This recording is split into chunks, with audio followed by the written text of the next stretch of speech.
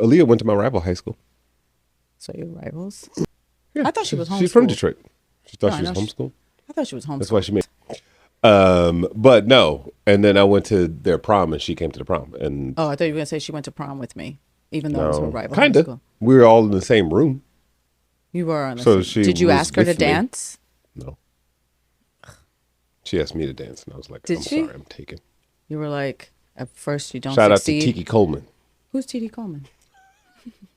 Who's T.D. Coleman? Tiki Coleman is who I went to prom with. I went to her Are you prom. still friends? No. I mean, Oh, in spirit. It's from a distance. We're friends in spirit. In case this audio somehow gets leaked. No, I think I got it. Did you break it? I'm fiddling. If you break it, you I'm a bought it. fiddler. If you break it, you bought it. No, you bought it. It's your production. Is she insured? No. The insurance goes to the guest. Uninsured Latina? Let's see. Respect on us insured Latinas. I can put respect on the entire diaspora if you'd like. Thank you. However. However, some of y'all Yes. some of y'all don't have insurance. Yes. No, are you kidding me? I have insurance against uninsured motorists. Does that count? You have insurance against uninsured motorists. Because you can add it to your insurance policy. Did you know that? No. Well, maybe. Like I don't read the fine print on it's like an add-on Okay. to your policy. Like you can add. Are you fearful of uninsured motorists? There's tons here in California.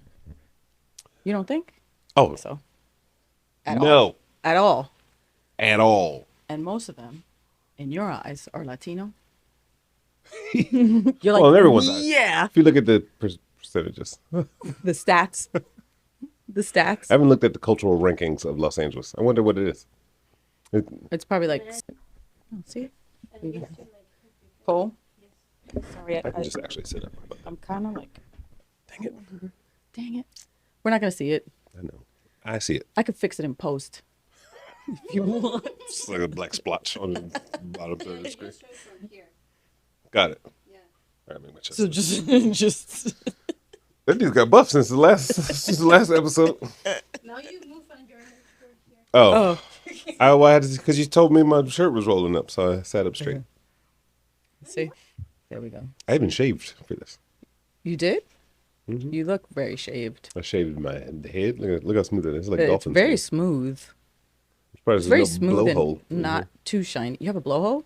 Well, I guess you missed the dolphin skin reference. I said this feels like dolphin skin. I've And never then I was felt a going, dolphin. Like, You felt a dolphin before?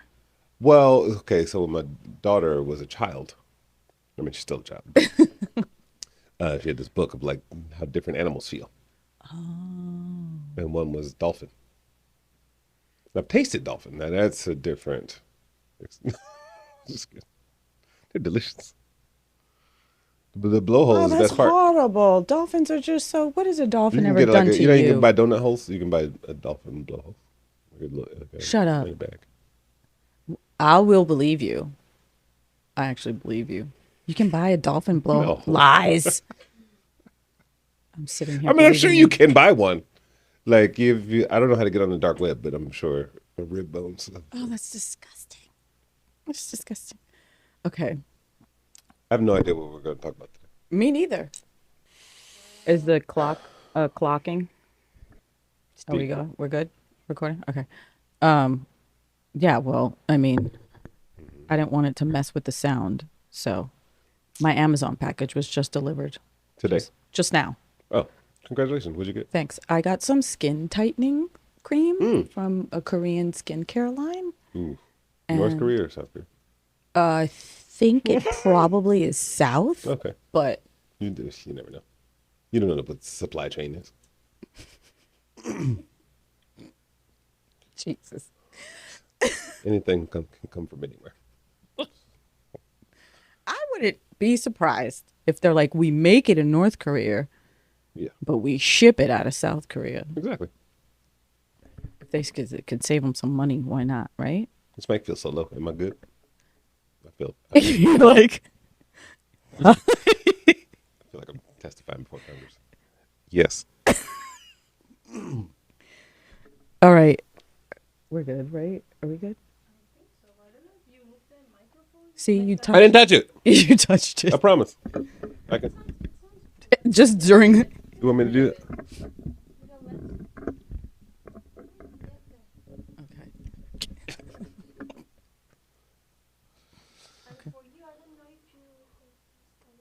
I'm hunched over. Okay. Don't be hunched. This is a good producer. She's great, right? Yeah. Attention to detail.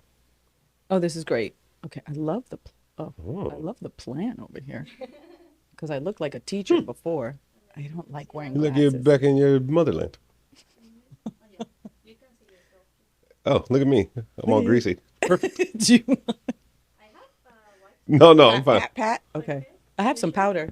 No worries. See, there Oh, you well, thank you. No, it's for your It's like, I've never Just seen one of these. pat, Oh. pat. So you're not so shiny. And on your nose. And it sucks up all the oil. I think I'm fine. See? Oh, you look great. Wow. That's all the oil. That was all the oil on your face. Look at the bottom of a KFC bucket.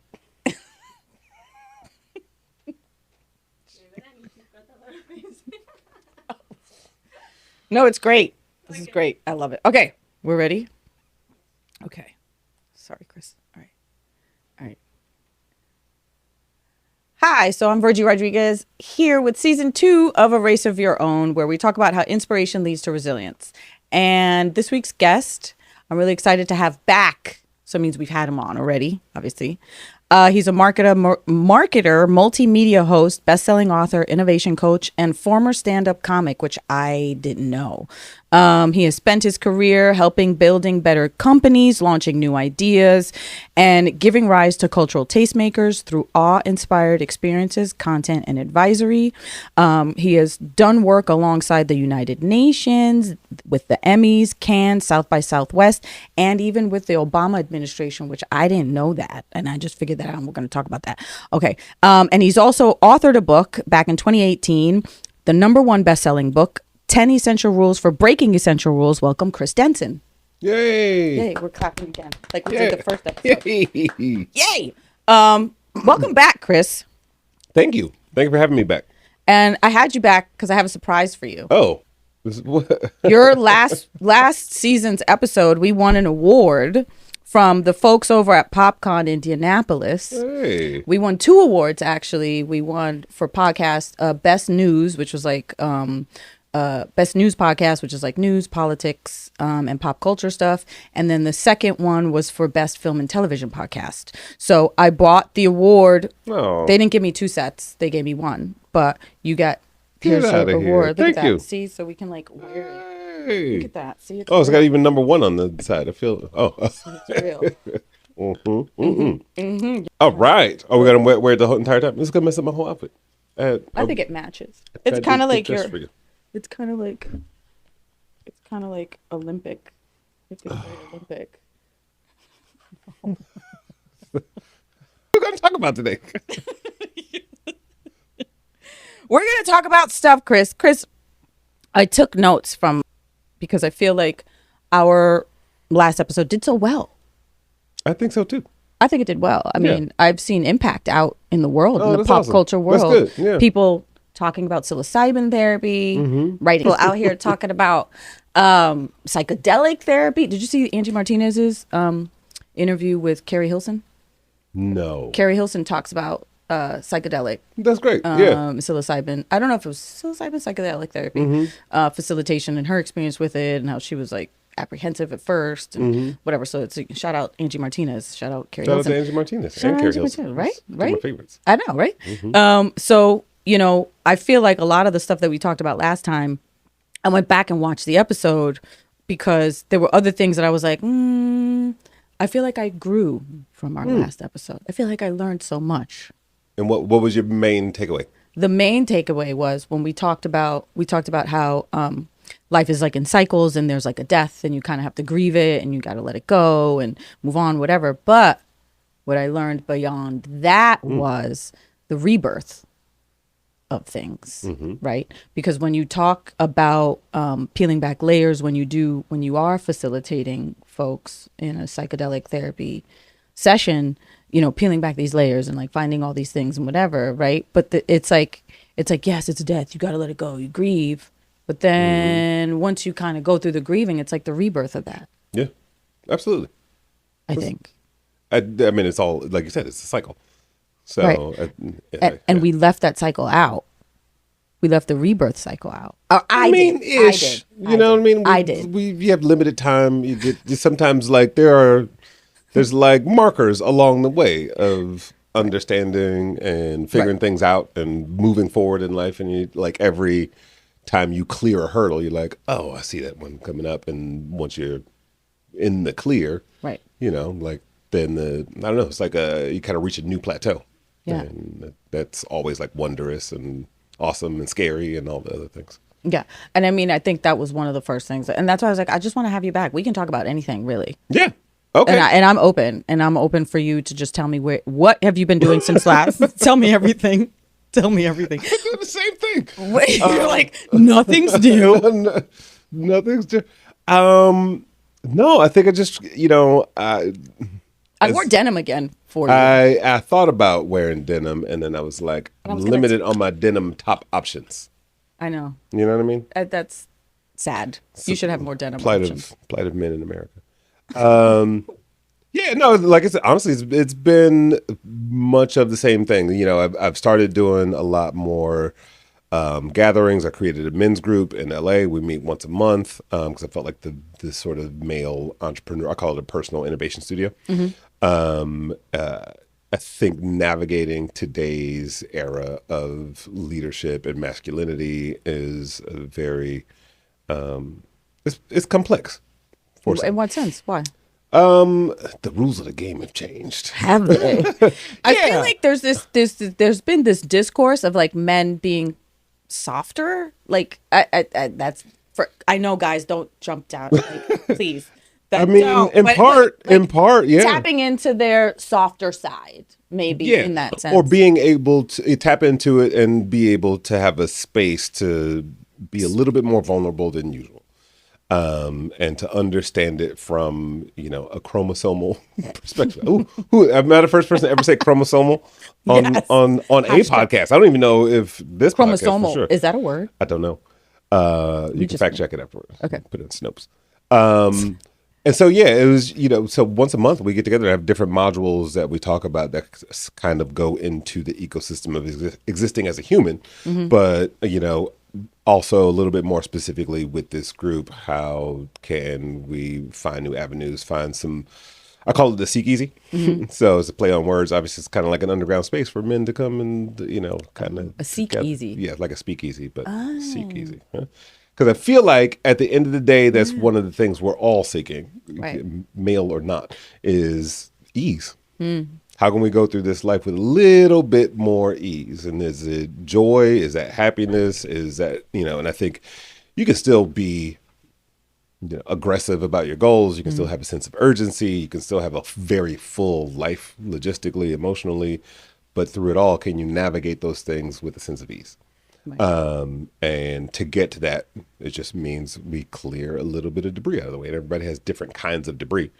So that's one thing that's just been really exciting. But other than that, I've done a couple of gatherings, did a regenerative agriculture think tank for 3 days on a farm. What is that? And regenerative agriculture is kind of a ubiquitous term, but essentially it's like good for the people, good for the planet. So like the processes of agriculture, growing, farming, farm to table, manufacturing. So I have a residency at Tufts University. Do you eat at this thing? Like, do you eat what you grow? We eat. It was cool. You'll appreciate this. Is that it was? I'm like, is there food involved? It was a Latino-owned farm, or it is. It's not. It's still there. Okay. And that's where we held this event in Annapolis, Maryland, and probably had like close to 100 people. Wow. From ranchers to like big corporations to mom and pop to companies that are trying to change like the food systems inside public schools. So there's, it's just a lot. And like, what is that entire like pie chart of how we all feed into, pun intended. feed into the food ecosystem.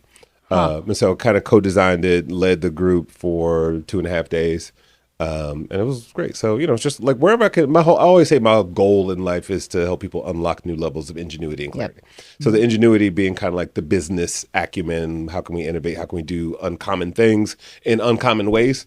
Especially when we have a really strong vision for that and don't know quite how to get there.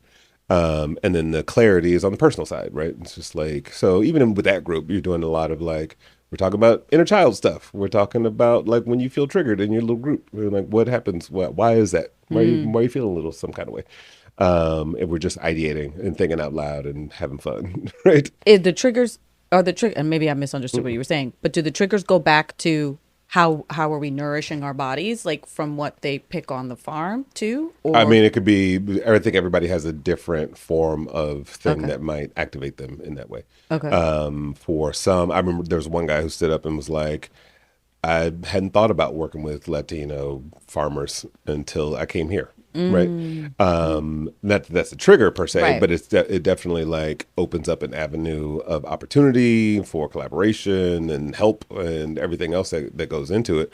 And where we get our food from, it's such a, like a flawed system. So how do we at least put some drops in the bucket to improve it? Like, we're not going to fix everything in our little 2.5 days with our 100 people. But hopefully the idea is you plant some seeds, another pun with these individuals. Twice. I'm like, this is like freestyling. Hey. Yo,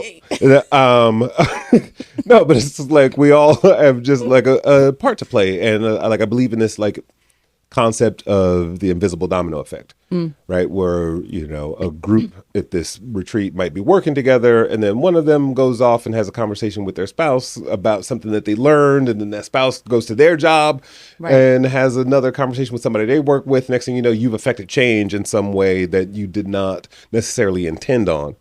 And so like, it's that kind of reward I'd like to, I hope exists when we leave each reward. Number one, we're number one. We're number one. And what else happened? I don't know. There's like a bunch of, and I spent time with the Astronomical Society of the Pacific. Astronomical Society of the astronomy. The ASP. Very good. Yes. Astronomy. So bunch of like stargazers. Shout out to a friend of mine, Hakeem Oluseyi, who's, shout out, Hakeem. He's just a phenomenal like scientist. And he's Can also I have the him on the CEO of this. podcast? Maybe. He lives in DC. But damn. do you travel? You have a bus? I do travel. Okay. All right. Will podcast, will travel. Will podcast, will travel. Yep. I like it. I like it. Slogan. But no, it's like I think everybody kind of experiences at the same time. Like in part, they it's an organization that has a bunch of like fandom around it, especially from the astronomy community, and they've been around for 136 years. And it's like, what does our next 20 to 30 years look like? We don't know. So it's just like, let's think out loud about that for 2 days straight. And it was really, like fun. So to be able to do this in one-on-one settings and work with individuals, and also like, yes, but let's also get a group think together and I don't know, like find ways for them to leapfrog their own ingenuity. Wow. I mean, talk about farming, which has been a huge thing, right? Which, as you were talking about it, for me, it's like farm to table. If you can really make an impact on the local level, like with schools, with children, and the way that they eat, at school, what they're getting on their trays, especially like public schools, right? That's huge. And then astronomy, I'd be interested in like knowing more about where's that headed in reference to like climate change, and is that a bigger discussion? Probably, because isn't it?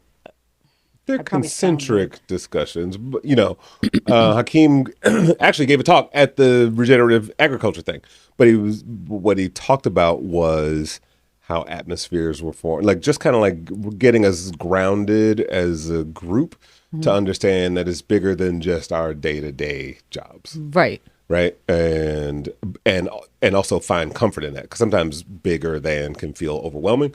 Sometimes bigger than can feel like, okay, cool, I'm doing my part and I'm part of an ecosystem. Right. A part of a timeless ecosystem at that, right? If you want to look at like the 400 billion years that have passed since the formation of this planet. Yes, exactly. Right. Can we go back to, you said, okay, so the men's group that you do monthly, right? Yes. That you talked about. And what have been kind of some of your findings? What are some of the things from the feedback that you're getting in the men in that community? What are some of the findings that you're finding when it comes to like the common thread, right? I don't think I thought about this until you said it. And I don't know if this is my final answer, but I think there's a thread of men are lonely. Well, there is a loneliness epidemic. There's a loneliness epidemic. A fact. Absolutely. Didn't Psychology Today they did a yes, study absolutely. on that? Yeah. I think in this case, it's like, whether it's ego, pride, learned behavior, you're a leader already, people are looking at you a certain way, like you then have to cheese. You have a social media team caught you on with the the side. camera. You're like, hey, hi. No, like there's a self-imposed barrier of being vulnerable, right? Because you like, I appear to my family, and that's extended family, my work community, myself when I look in the mirror, like I'm this person. Mm-hmm. This person doesn't do that, doesn't have those feelings. Or if I do, I'd like The image. who am I going to tell? Like what's that Right, image? exactly. Right? Upholding that image. And so coming up with like prompts and conversations and exercises for guys to take the leap and What say would things. an exercise be? What would be one? What's an easy one? One of the easy ones, I just like viewers, listeners can do. answers. Like sometimes when I'm running a group, I'll say something like, you get in dyads and triads, groups of 2 or 3, and one of the prompts might be, when was the last time you tried something for the first time? Okay. Right. And somebody might talk about like a recipe they tried. Somebody might talk about a physical feat. Someone might try like, I wanted to run a meeting differently or do something different in my relationship. And I think it's this sort of secret door in that question is more so like a beginner's mindset.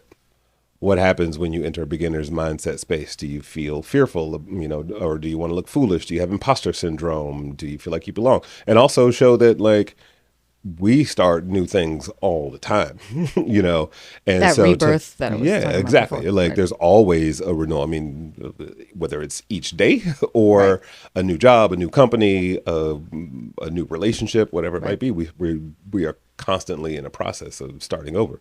And while that can be daunting, it's also like it can be super dope, right? What do you think the loneliness epidemic is attributed to? Because some will say, women will say that it has to do with women just not decentering men or decentering men and putting this not a barrier, but just being like they haven't become the center of our lives, right? In that sense. And that is a hot topic, and it could trigger some people and be like, well, women this, women that, and it's like, it's at this point for me, I'll say it's like not about pointing the finger anymore, right? It's just like no, it's just kind of what it is, right? And accountability, right? So from my like as a woman, I'll speak for one woman, not all. Please don't generalize me, please. But what do you feel like is the key to maybe that with the loneliness epidemic? And again, this is looked at. I would have to like pull up the stat, but it was in Psychology Today, I think, just last year. I mean, I'm not an expert in it. I think there's a. You're not? Then why are you I'm here? not the loneliness expert. Then why are you here? Oh, damn, Chris. That was your insult. I didn't. No, I didn't do you mean it often like insult your that. guests? No, I didn't mean like that. Chris. What? No, because you're No, I understand. I understand what you're saying. You're leading a group of men that are saying that there's a loneliness epidemic. They didn't say it. Well, This is what I extracted from it, and I understand, and I don't disagree. Oh, that's with right. You. We don't want, in case you're watching, that's not what I'm saying. If you were in that group, sorry, disclaimer. And I'm not saying Chris Denson has a loneliness problem either. Disclaimer. But from your study, Yes, from my rudimentary understanding. Yes. Right. Like. Thank you. No, I think there's a lot of factors that go into it. Right. I think I start off with I'm going to blame you guys.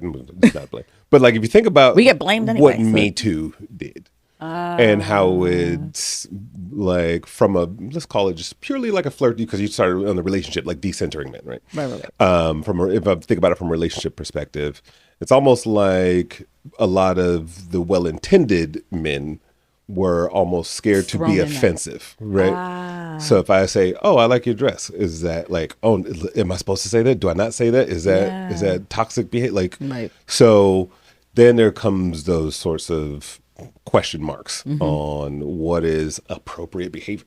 Then you couple that with, I don't know, like the proliferation of social media and the pandemic, right? Coming off the pandemic, we were all isolated anyway. And the only way we got to really engage with each Social other was media. here, and then kind of re-entering the world and still gaining wobbly footing. Whether or not, I think statistically 40% of the populations, at least in the US, suffered a loss of income.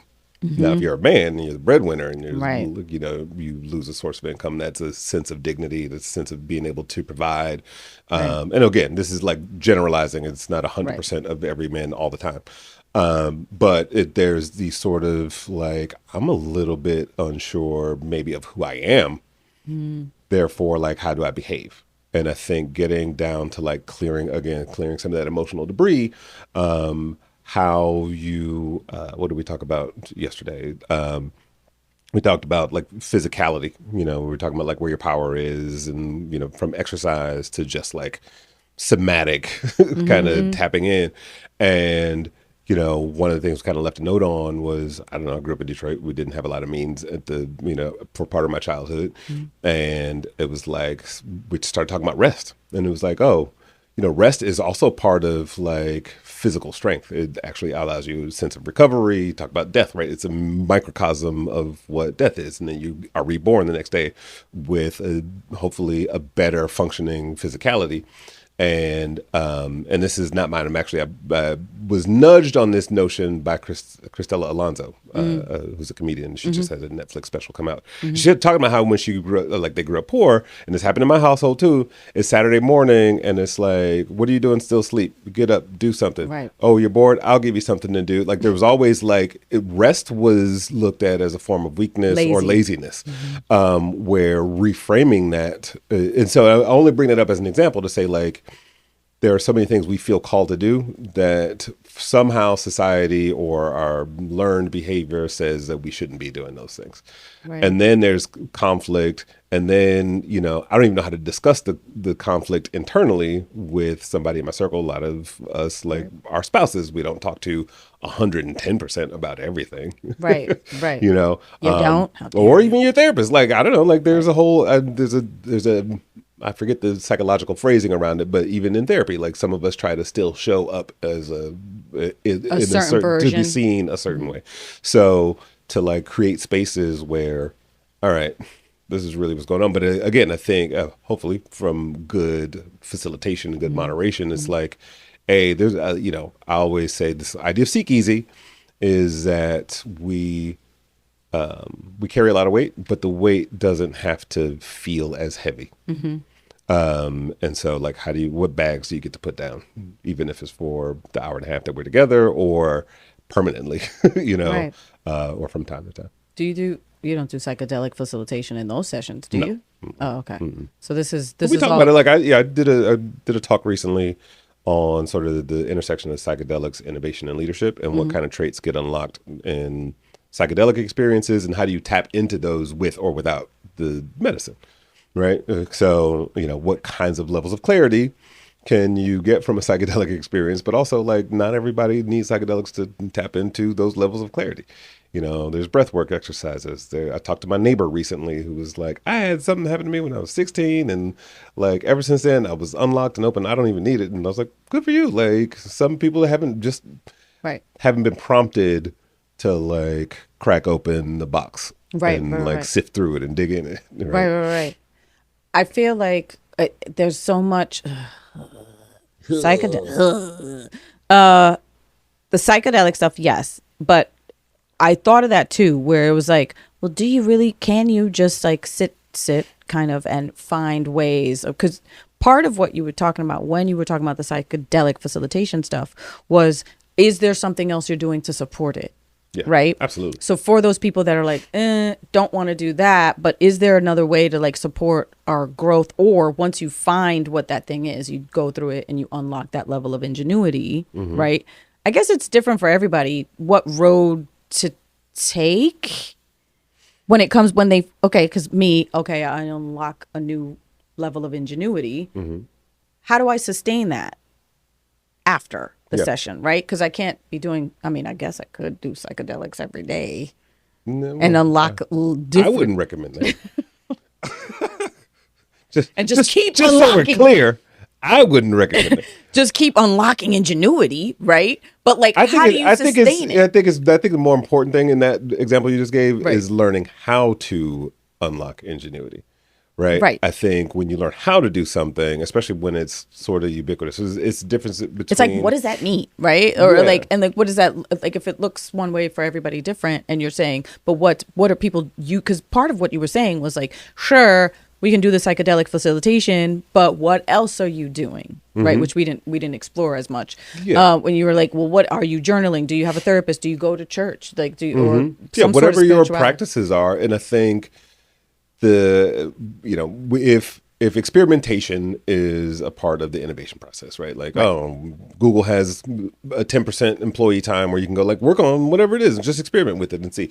Can we do that with ourselves? And I'm not saying like drug experimentation, but just experimentation with different types of practices. Right. I think when I found my sort of cocktail of things that worked at a specific time in life, it was a result of trying a lot of different things. I was like, I read some books I didn't understand, like just vocabulary wise, like what are they talking about? And then I'd put that down and I'd pick up another book that probably talks about the exact same topic with different vocabulary. Right. And I'm like, oh, okay, this one I vibe with, right? And then like I tried this journaling technique. Not so did I really get anything out of that? Let me try a different one. Right. Oh, that hit. Right. So it's, and I think where I try to work with people is to understand what their native energies are. And, when we're working together session after session after session, this is just in my sort of vanilla coaching, non-psychedelic stuff. But, is that what it's called? Vanilla coaching? I just made it up right now. Oh, okay. But, vanilla is like it's plain, right? It's no, it's no less delicious. My brain went somewhere else. Oh. I was like, vanilla coaching. That is a whole other. No. Anyway. Different show. Completely different show. A pace of your own. Hey. Boom. All right. Now I forgot what was I saying? I was saying something brilliant.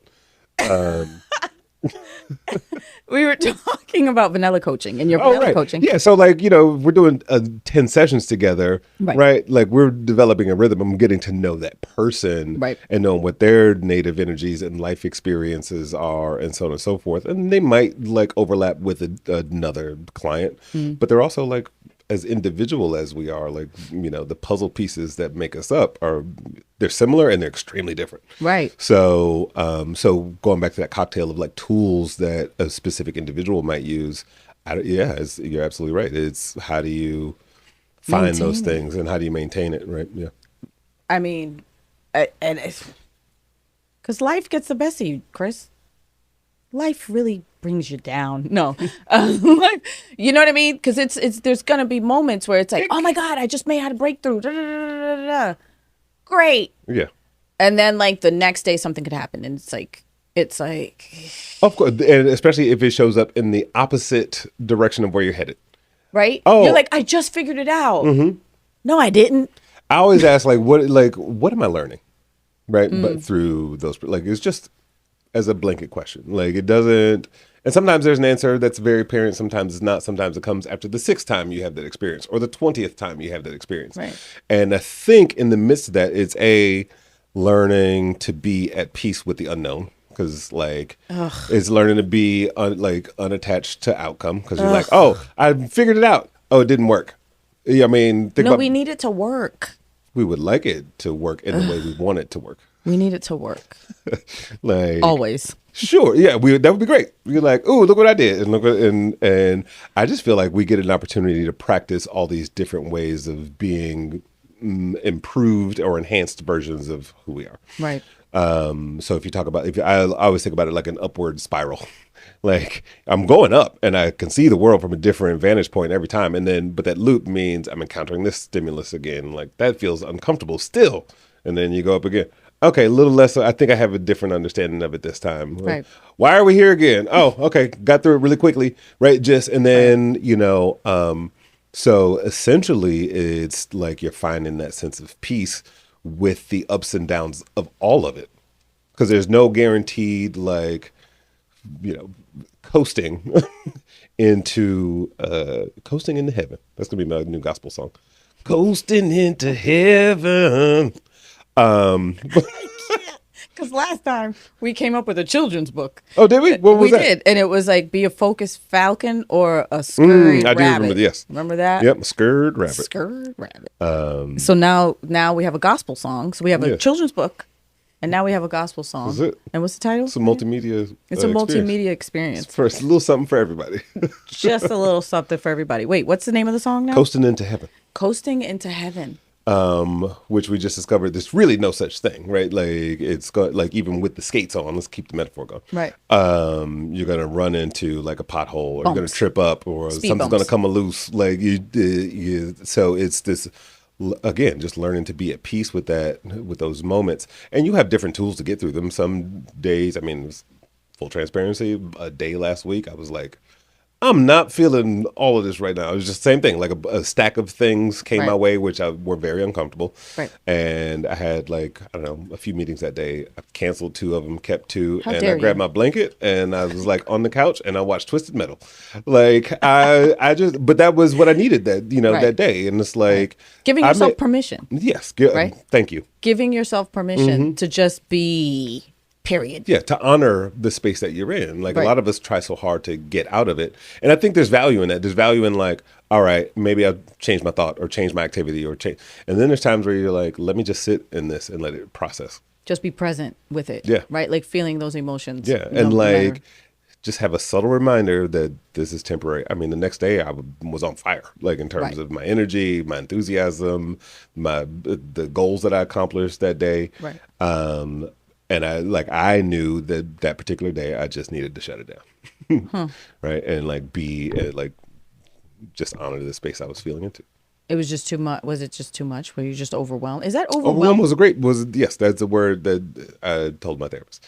It was like, there was just a lot. It was like, there was a kid thing, there was a work thing, there was, some medical stuff with my mom. Like it was just, but it was all like, that day or like the 2-3 days leading up to it. I'm like, okay, all right. Like, so those other couple of days I was like, okay, cool, like I got it. Yeah, I always blame it on like Mercury retrograde.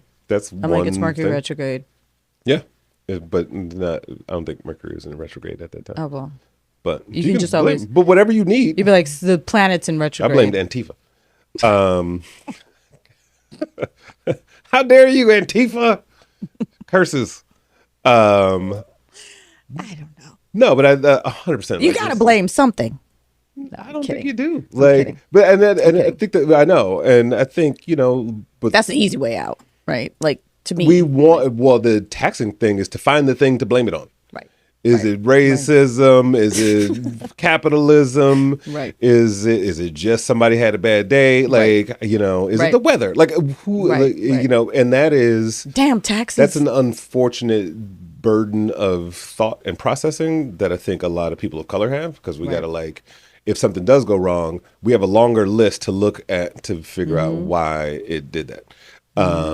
Yep. But also, we don't have to look at that list. We can just move on to the next thing. I've always had this kind of belief that if somebody's being an asshole to me, it's going to be more energy than that moment is worth to figure out was that person being racist towards me? Right. Did they lie about something? Are they dumb? It's just or I just go okay, that didn't work out. I'm going to go on to the next thing. Right. And that and I can pick which ones I want to probe a little bit more or I want to investigate a little bit more, but I'm trying to be in the practice of letting go. Because there's a diagram I came up with for one of the sessions I mentioned earlier. And it's basically like a bunch of concentric circles. In the center of this, the center circle is you. Like, am I fulfilled? Do I have enough money? Is there food on the table? Like, am I doing all the right things and the stuff I want to do? The next circle is your family, which could be the people who live in your four walls. Right. The next circle is your social circles, which includes your extended family and the people you work with. Is everybody okay? And like, what are my relationships doing? And where do I need to show up? Where can I like retreat? Right. Then you go to your local circles, right? And I remember coming up with this concept when I was during the LA fires.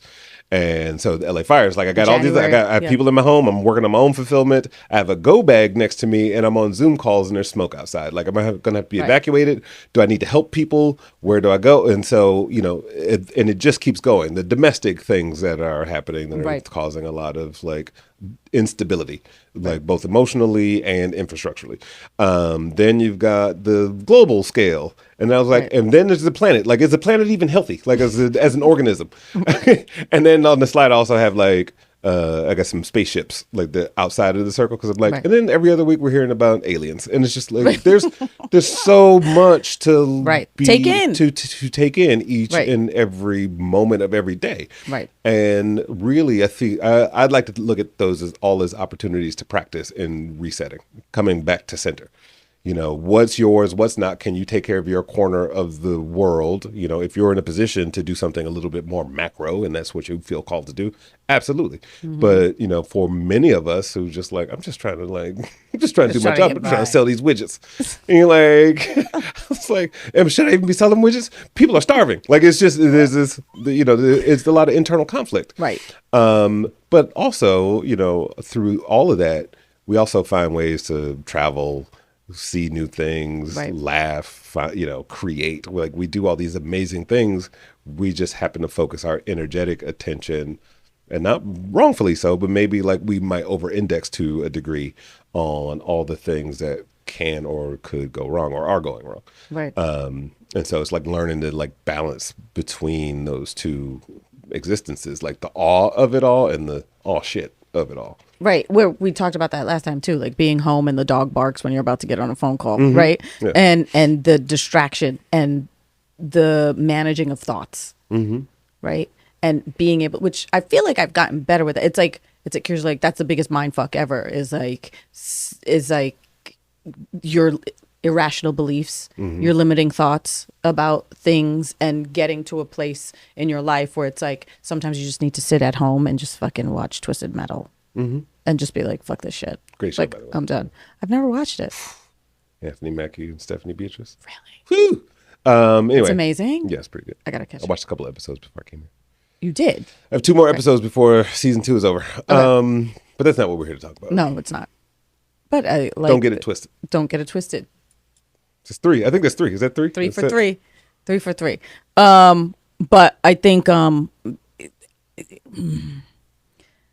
it's all the distraction of the world. We're not even going to get into like what's even going on in the world just even now. I mean, at the moment, right now, there's a flotilla trying to like break siege. You know what I mean? And then like things like that give me hope in humanity. You know what I mean? Because we're so distracted by all the bullshit. Yeah. You know what I mean? That when I see things like that, I'm like, well, that's to me, and I could be wrong. It's like, that's a healthy distraction, right? Because it gives you a sense of, I don't know, at least for me, gives me a sense of like, oh, there are good humans out there. I mean, not that I don't have good human. You're a good human. I think it was Mr. Rogers or somebody. I forgot who it was, but somebody we know, their mom was like, "There's tragedy everywhere. Right. Everywhere you turn, there's tragedy." And they was like, "Look for the people that are helping." Right. There's always somebody doing something, and maybe the way they're helping is in a different way. Maybe they're not at the crash site cleaning up debris, but they're like, you know, the LA fires was a perfect example, right? I remember when it was like one food truck decided to park at the Rose Bowl, and within 24 hours, it was like 30 food trucks and supplies and toothpaste and underwear. And it's like, if you needed it, come get it. And like, that is awesome. And that happens every single time. Right. Like, the world saw the fires. We saw like, oh my gosh, who needs what? Right. What do you need? Like I had like all my whole text thread during that time was like, You okay? You 'cause, okay? yeah, You does okay? anybody Yeah. exactly? And social media be like, LA's burning down. The president's sending the military to do X, Y, and Z Right. because there's not enough water or whatever the Right. rhetoric is. That's the public big Persona, yeah. conversation. I have But it's friends all over the world checking in on me. yeah, and the Yeah. goodness is in the smaller like micro moments, right? Right. And I think that happens across all segments of culture and life experience. It's like, I don't know if somebody's like, I don't like organized religion because X, Y, and Z. Right. There's like, there's bad actors in every single category of culture, like from the psychedelic medicine space, like no place is safe. Right. Even when they were like, oh, blockchain is going to be an infallible system for tracking currency Yeah. and ledgers and everything else. And somebody goes, oh, we'll see about that. Right? Oh, I found a new hustle. Right. Right, like right. so much of things that we've created, I feel like are meant to be broken. Right. And it just Right, that's where human that's where human ingenuity comes in. It's like we always want to find a way to solve a problem. Like that is where we, our dopamine is released, our endorphins are released. It's because we're figuring things out. Yeah, you know? and when we'll see. By the time this airs, I would assume maybe the flotilla has already arrived. But I Greta. just said Glorilla. No, Okay, sorry. Go not at all. No, flotilla. Yeah. But anyway, no. Greta Thunberg being at the helm of that, and like, I don't know, it just, and all the other people, not just her, but just like all the other people, the military, the nurses, the doctors, the people veterans that are just like, this is important and we need to do this. And they tried it already, I think earlier this year, and they failed. And then they came back with like that many more boats. I don't know. It's just in the state of trying not to be distracted, right? It's like, it's things like that just give me this little ounce of hope and positivity in the world, because I just feel like we are so mass media distracted by so many other things that and I'm trying to tie it back to like what you were saying with your men's group, right? With like, this like global, this loneliness epidemic. And I was saying, well, Psychology Today actually did a thing on that. It's like, how do all these other distractions, these other things going on in the world, add to that? Right. And kind of feed into that, because when we turn on the news or we turn on even just social media and we see something that's just like, not exciting, not positive, not whatever, like that might feed into like an insecurity somebody has. Yeah. Right. I think it's like collective psychology. We all over index in safety. Right. Do I feel safe? And what is threatening my sense of health, peace, livelihood, everything else feels unsafe. So in order to circumvent that or to share in it, and it's like, hey everybody, here's what's going on. Isn't this fucked up? Right? Because it's like in like relationship psychology they call it like a bid for connection. Right, a bid for connection is like, hey, you look good today, and then you didn't respond back. It was like I was just trying to like connect with you, and I think we want this sense of connection, and I think it gets muddied in what we feel like the world needs to change. So I have one of my friends on social media is always posting like very good information about things that are going on, and he's on one side of whatever issue, and I'm like, that's great. But also everybody on your feed agrees with you. Right. So You live in a you're bubble. yelling into an echo chamber, right? Like if you feel called to like go and take real action, like it's not going to be on your phone. Right. Right. And there's Step outside of that. And there are hundreds, if not thousands of ways to go and be a part of change outside of posting something in your Instagram stories.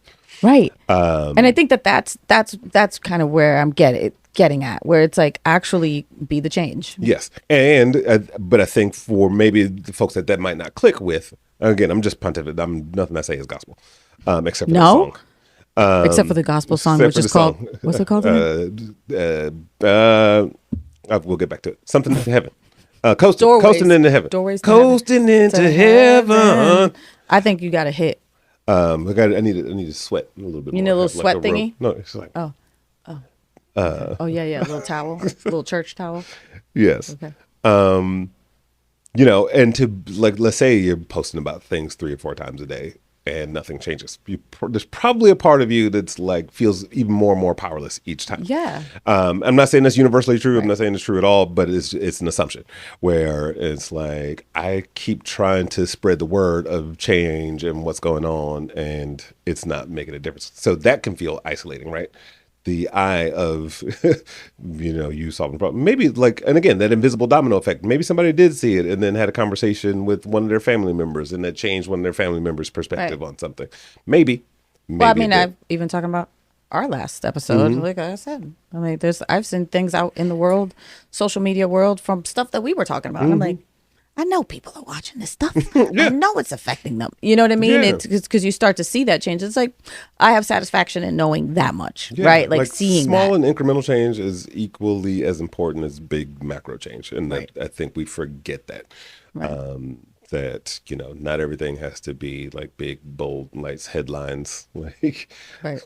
thousands of people freed from insert the location here, Thing.